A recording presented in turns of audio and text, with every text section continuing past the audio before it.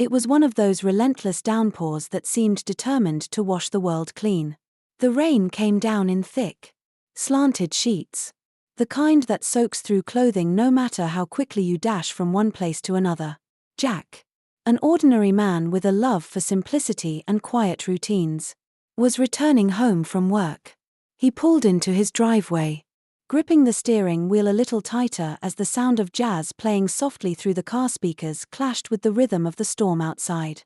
The plan was simple: get inside as quickly as possible and settle in with a hot cup of tea, the warmth of his fireplace, and perhaps a good book. Yet, as he stepped out into the storm, clutching his jacket over his head like a makeshift umbrella, a faint whimper stopped him in his tracks. At first, he thought it was the wind playing tricks on him, that peculiar way storms sometimes seem to carry whispers and cries. But then it came again, softer, almost drowned out by the pounding rain, but unmistakable, a cry for help. His curiosity urged him to investigate. Despite the rain seeping into his sneakers and the chill creeping up his spine, Jack followed the sound, his breath visible in the cold air.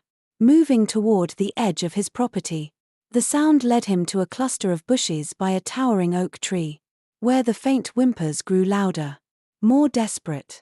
There, hidden beneath the branches of a rain-drenched rhododendron, was a small, trembling creature.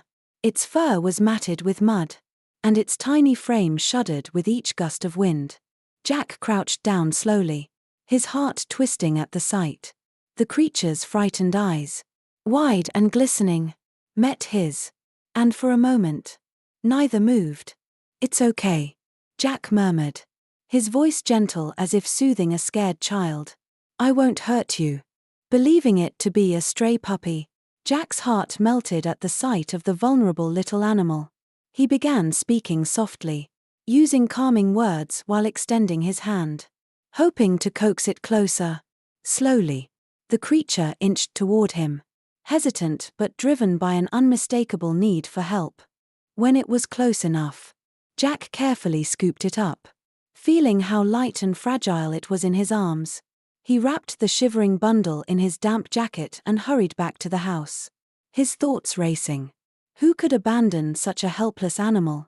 Why was it out here alone, in such dreadful weather? The warmth of his home enveloped them both as he stepped inside.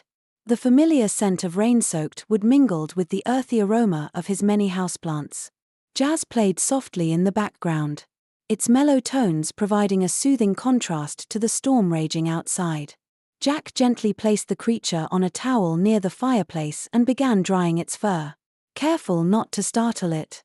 As he worked, Jack couldn't help but notice the oddity of its features. The ears were longer than he'd expect for a puppy, and its coat had an unusual pattern that didn't quite match any dog breed he'd ever seen. Still, it was easy to dismiss these thoughts. After all, it had been through so much, and who knew how malnourishment or the harshness of its life had affected its appearance?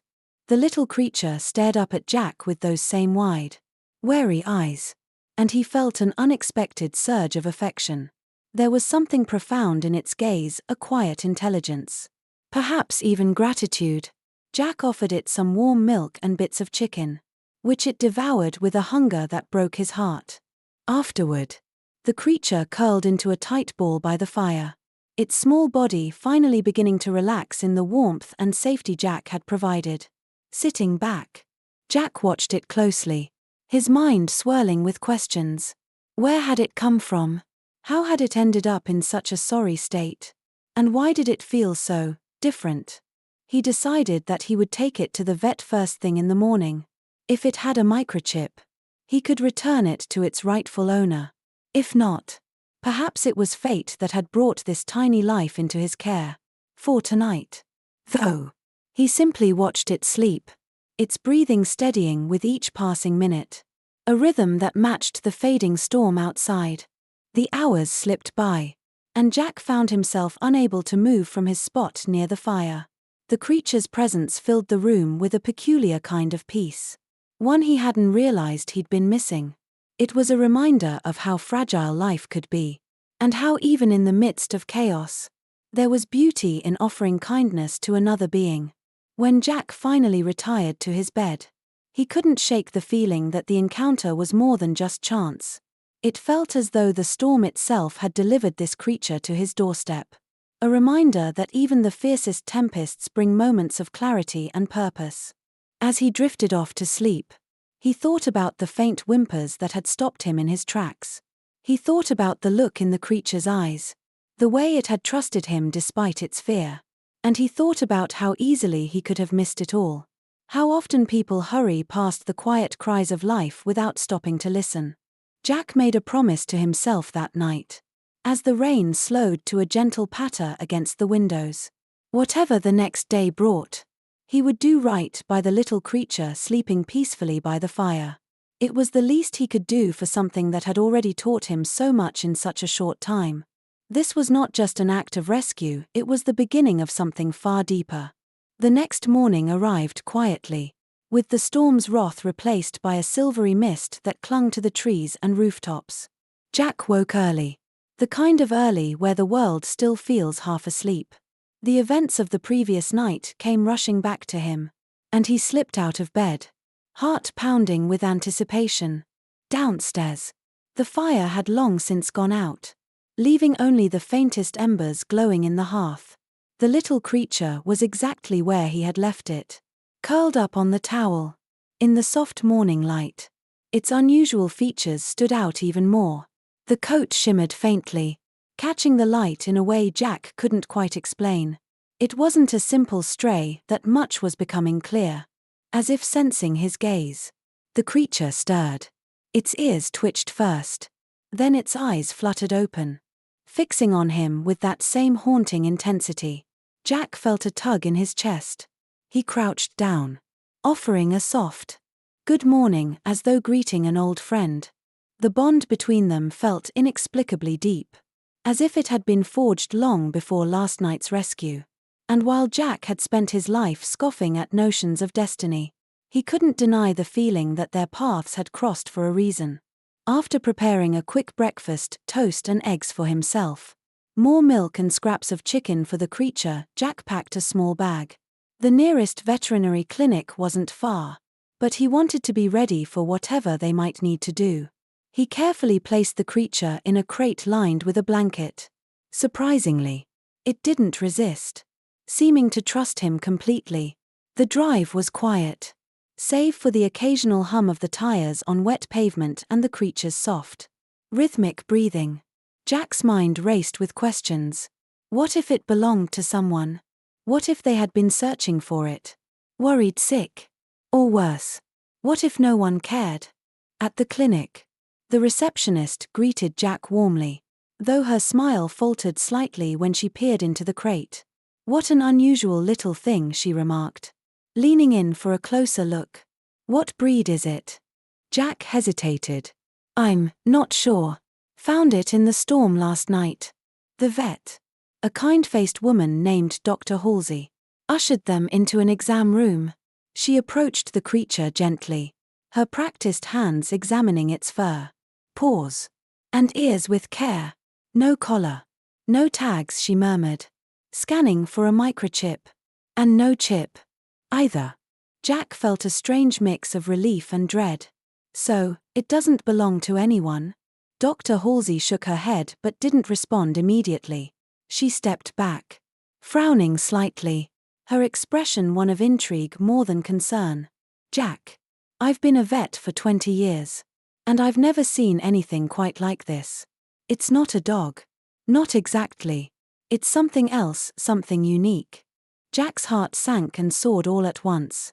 He was relieved that the creature didn't have an owner waiting anxiously somewhere. But the vet's words confirmed what he'd already suspected. This wasn't a normal rescue. Is it healthy? Jack asked, watching as the creature tilted its head toward Dr. Halsey, almost as if understanding the conversation. Oh, yes, she said with a small smile. Surprisingly so. Given the storm and whatever it's been through. It's well fed. Its coat is in excellent condition. It's as if someone cared for it very well before you found it. She paused, meeting Jack's eyes. Whatever this little one is, It's lucky you found it. Or maybe, you're lucky it found you. Jack swallowed, a lump forming in his throat. He thanked the vet and paid for the visit, declining to leave his number at the desk for any future inquiries. On the drive home, he couldn't stop thinking about the vet's words. Back at home, he set the creature down on the floor, allowing it to explore the living room freely. It padded around on its small, delicate feet, sniffing at the furniture and occasionally glancing back at Jack as if to say, "Is this my home now?" Jack sat on the couch, watching it with a mix of amusement and awe. "Guess you're staying for a while," he said softly, the words tasting strange but good. It was the first time Jack had shared his space in years. The quiet life he had built for himself after heartbreak and loss had been solitary by design, a deliberate retreat from the chaos of human relationships. But this was different. This wasn't chaotic. As the day wore on, Jack found himself talking to the creature as if it could understand him, sharing the details of his day, his thoughts, even his past. The creature listened, tilting its head at the right moments, its soft gaze a balm to wounds Jack hadn't realized still ached. By nightfall, Jack had given it a name, Ember, for the way its presence reminded him of those last glowing coals in the fireplace, small but full of warmth, capable of rekindling something bigger. And just like that, Ember wasn't just a rescued creature. Ember was his. Or maybe, Jack thought with a wry smile, he was Ember's. Over the next few days, Ember settled into Jack's home as though it had always been there. It quickly developed a routine, one that intertwined seamlessly with Jack's quiet life. Mornings began with Ember perched by the window, watching the mist lift from the fields as Jack prepared his coffee. Its shimmering coat seemed to absorb the early sunlight, casting a golden glow that made the small creature look almost ethereal. Jack, still marveling at how quickly he had grown attached, found himself shifting his habits to accommodate his new companion. The worn recliner he usually occupied was now shared, as Ember insisted on curling up beside him while he read. The silence in the house, once a comfort, now felt richer, layered with Ember's soft breathing or the occasional curious sound it made when investigating something new. One afternoon, while Jack was chopping firewood, Ember wandered into the yard. Jack had left the back door ajar, trusting that the creature wouldn't stray too far. Sure enough, it stayed within sight, darting between the tall grass and the trees that bordered his property. Jack paused, leaning on the handle of the axe, and watched as Ember moved with a grace he couldn't quite believe. It was during moments like these that Jack couldn't help but feel something extraordinary about Ember. Its movements weren't just animalistic, they carried an intelligence, a deliberateness that hinted at something more. Ember had an uncanny ability to sense Jack's mood. If he was lost in thought, staring out at the horizon, Ember would nuzzle his leg gently, grounding him. On nights when memories of his past, memories he had long tried to bury, came creeping back, Ember would lie on his chest, its steady warmth soothing the ache he thought would never fade. But it wasn't just Jack who was changing. Ember, too, seemed to be transforming, growing more attuned to its new life. Its eyes, those luminous orbs that seemed to hold galaxies within them, watched Jack's every move, as if trying to learn his habits, his thoughts. Jack began to wonder if Ember understood him in ways that went beyond simple companionship. One evening, Jack sat at his kitchen table, finishing a modest dinner. Ember sat on the floor beside him, its gaze fixed on the last piece of bread on his plate. He chuckled, tearing off a corner and handing it over. "You've got good taste. I'll give you that," he said, watching as Ember delicately nibbled the morsel. As they settled by the fire later, Jack found himself opening up in ways he hadn't for years. "I used to have someone," he began, his voice barely above a whisper. "Someone who made the world feel less heavy." Ember's ears twitched, and it shifted closer, resting its head on his knee. Jack's hand moved instinctively, stroking the soft fur. "She loved this place. You know?" Said it was like living in a storybook. But life doesn't always give you happy endings. The words hung in the air, heavy and raw. Jack hadn't spoken of her, of Emily, in years. The pain of losing her, of watching their dreams unravel, had turned his heart into a fortress. Yet here he was, pouring it all out to a creature who, impossibly, seemed to understand. Ember let out a soft sound, a cross between a hum and a sigh, and Jack felt a weight lift from his chest. He smiled faintly, wiping at his eyes. Maybe you were sent here for a reason. Huh. To remind me that there's still something. That life doesn't always have to be so quiet. The fire crackled softly, and outside, the wind carried the scent of pine and earth through the open window. Jack leaned back, letting the warmth of the flames and Ember's quiet presence wrap around him. For the first time in years, the silence wasn't something to fear. It was a space for healing, for growth. And as he drifted off to sleep that night, Ember curled at his feet. Jack felt a flicker of something he thought he'd lost forever, hope. The days slipped by, each one blending seamlessly into the next. But for Jack, they felt fuller than they had in years.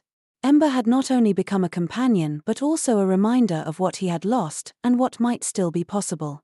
Yet, as Jack grew closer to the creature, questions he had buried began to resurface.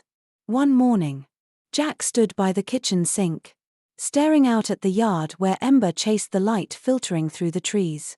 There was something about the way it moved, graceful, almost deliberate, that unsettled him in a way he couldn't quite articulate. It wasn't just a wild animal. Jack had spent years living close to nature, observing creatures of all kinds. Ember was different. That afternoon, Jack decided to dig through the old storage boxes he had piled in the corner of the attic. These boxes hadn't been touched in years, filled with relics of his past life, photographs, books, journals, and trinkets Emily had once cherished. Jack's hands trembled slightly as he opened the first box, the musty smell of time and memory wafting out. One by one, he sifted through the contents. A photo of him and Emily on their wedding day, her radiant smile still etched vividly in his mind. A notebook filled with sketches of the garden she had planned to create. And then, near the bottom, a thin book bound in leather caught his attention.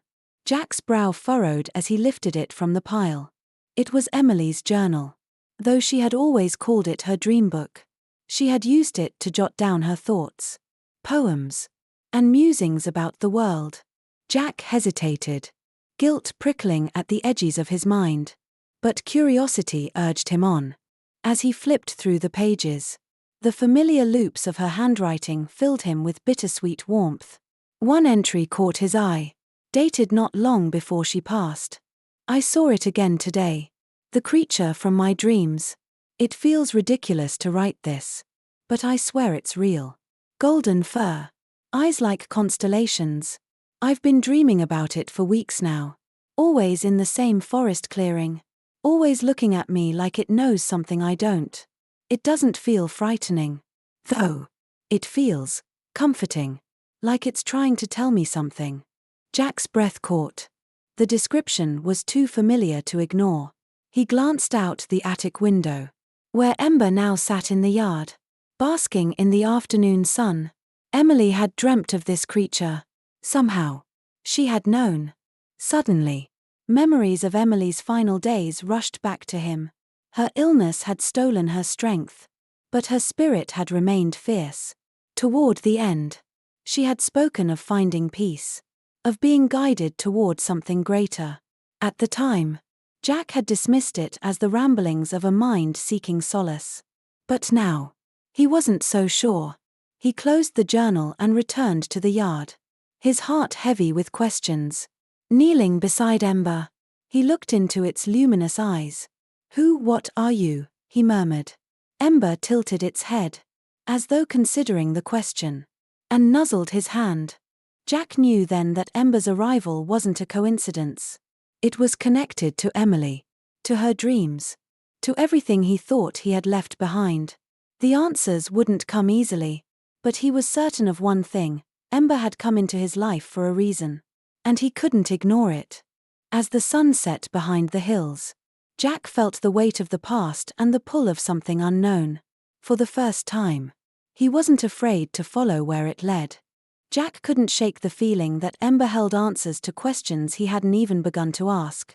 The creature's presence felt deliberate, as though it carried a purpose that extended far beyond companionship. But how could an animal, no matter how extraordinary, bridge the gap between the tangible and the ethereal? That night, sleep was elusive. The journal entry lingered in Jack's mind, looping through his thoughts like a forgotten melody. Emily had dreamed of this creature, described it in perfect detail before her passing. Was Ember simply a strange coincidence? Or was it something far more profound? Something Jack wasn't yet ready to believe. The next morning, Jack decided he couldn't stay confined to the house any longer. He needed to understand, to unravel whatever connection existed between his late wife and the enigmatic animal that had entered his life. He grabbed his coat, whistling softly to Ember, who immediately perked up and padded to his side. "Come on, girl," Jack said, trying to mask the unease in his voice. "Let's see if you can show me something." The two ventured deeper into the woods than Jack had gone in years. The air was crisp and damp, filled with the scent of earth and pine. As the trees closed in around them, Jack felt an old, familiar sense of comfort mixed with unease.